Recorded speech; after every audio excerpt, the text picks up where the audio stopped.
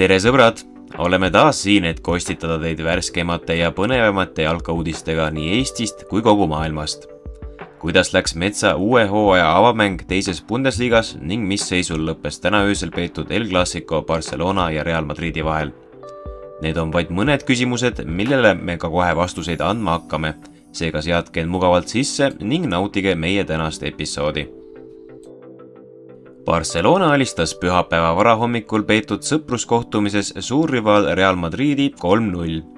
Ousmane Dembele avas varakult Barcelona jaoks väravate arve ning mängu hilisemas faasis said väravad enda nimele kirja ka Fermin Lopez ning Ferran Torres.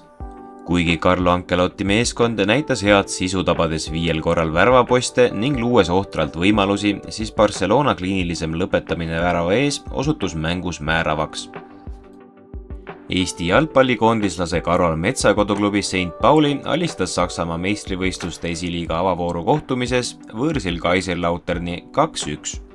Mets tegi mängu kaasa algusest lõpuni ja teenis 54. minutil kollase kaardi. Jalgpalli Premium-liiga 23. vooru kohtumises mängisid Tallinna Flora ja Pärnu Vaprus 1-1 viiki. Lilleküla staadionil toimunud kohtumine algas külalistele külma dušiga, kui 21. minutil teenis punase kaardi Reimo Madisoo. Suure surve peale pannud Flora asus kohtumist juhtima 51. minutil, kui skoori tegi Märten Kuusk. Siiski polnud Vaprus viimast sõna öelnud.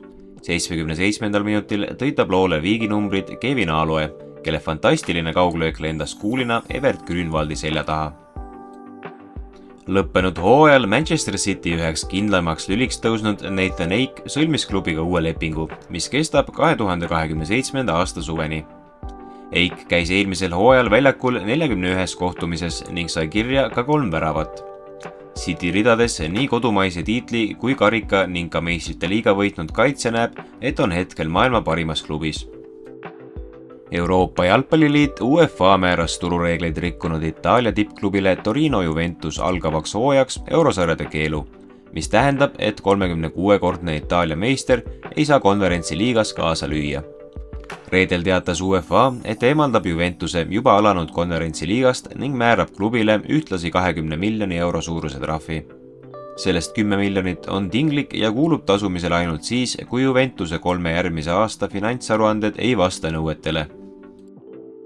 Manchester City ja Alžeeria koondise ründaja Riyad Mahrez lõi käed Saudi Araabia kõrgliiga klubi Al Ahliga. 32-aastase mängija leping valitseva Inglismaa meistriga kestis veel 2 aastat. Al Ahli ostis Mahrezi mängiõigused 30 miljoni naela ehk 35 miljoni euro eest. Leping sõlmiti kuni 2027. aasta suveni. Saudi Araabia on sihtkohana endiselt popp. Newcastle Unitedi järelründaja Alan Saint-Maxim kinnitas klubist lahkumist, olles käed löönud Al Ahliga. Hinnatud vutiajakirjanik Fabrizio Romano on juba varasemalt kinnitatud, et Alan Saint-Maxim on Al Ahliga suurema osa asjadest ära ajanud ning ametlik teade peaks saabuma lähiajal. Itaallase sõnul on leping sõlmitud 2026. aasta suveni. Inglismaa tippklubi Manchester United ostis 10 miljonite eest Taani jalgpalli tulevikutähe Rasmus Højlundi, kes saabub meeskonda Itaalia klubist Bergamo Atlantast. 20-aastane Højlund on Manchester Unitedi peatreeneri Erik ten Hagi esimene valik sellele positsioonile ja taanlase eest tuleb käia välja vähemalt 64 miljonit naela. Tänud meiega taas olemast ning kohtume juba homme, et taas koos üle käia kõige kuumemad sündmused jalgpallimaailmast. Kui see episood sulle meelepärane oli, siis pane talle julgelt like ning muidugi oled oodatud ka kommentaariumis kajastatud teemadel kaasa rääkima. Kohtume peatselt taas!